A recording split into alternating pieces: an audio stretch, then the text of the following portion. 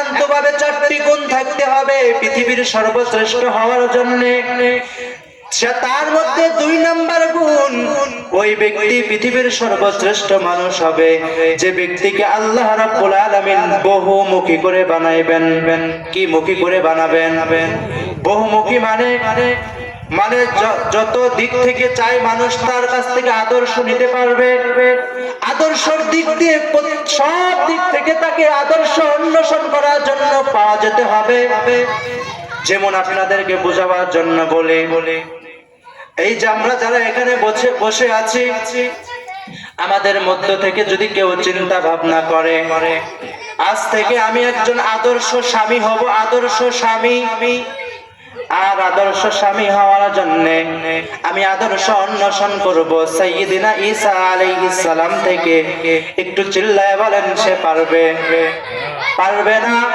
কারণটা কি?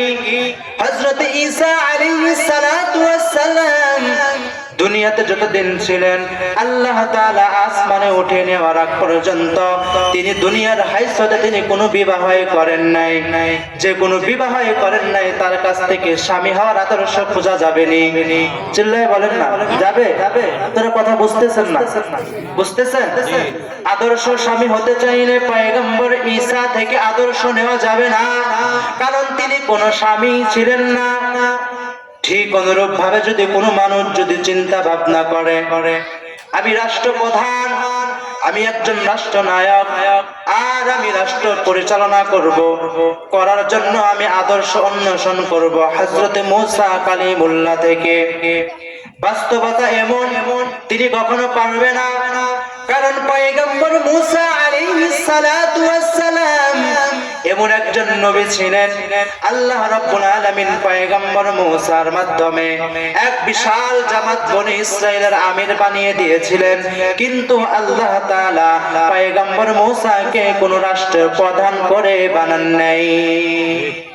এজন্য কোন মানুষ পয়গম্বর মূসা থেকে রাষ্ট্রপ্রধানের আদর্শ অন্বেষণ করতে পারবে না, অনুকরণ করতে পারবে না। ঠিক অনুরূপ ভাবে যদি কোনো মানুষ একজন বিচারপতি যদি মনে মনে কল্পনা আর জল্পনা করে আমি একজন আদর্শ বিচারপতি হতে চাই, আর একজন আদর্শবান বিচারপতি হওয়ার জন্য হযরতে আদম আলাইহিস সালাতু ওয়াস সালাম থেকে আদর্শ অন্বেষণ করব, বাস্তবতা হলো তিনি কখনো পারবেন না। কারণ হলো আদম আলাইহিস সালাতু ওয়াস সালামকে আল্লাহ রাব্বুল আলামিন কোনদিন বিচারপতির দায়িত্ব দান করেন নাই। এজন্য যদি কোনো মানুষ আদর্শ বিচারপতি হতে চাইলে আদম আলাইহিস সালাম থেকে আদর্শ নিতে পারবে না। কিন্তু যদি অপর দিকে তাকান, যদি কোনো মানুষ আদর্শ স্বামী, আদর্শ সেনাপতি, আদর্শ রাষ্ট্রনায়ক, আদর্শ বিচারপতি, আদর্শ দুনিয়ার যত ধরনের আদর্শ নেওয়া যায় সমস্ত আদর্শ যদি নিতে চায় আমার আপনার নবীর কাছ থেকে তিনি অবশ্যই নিতে পারবে।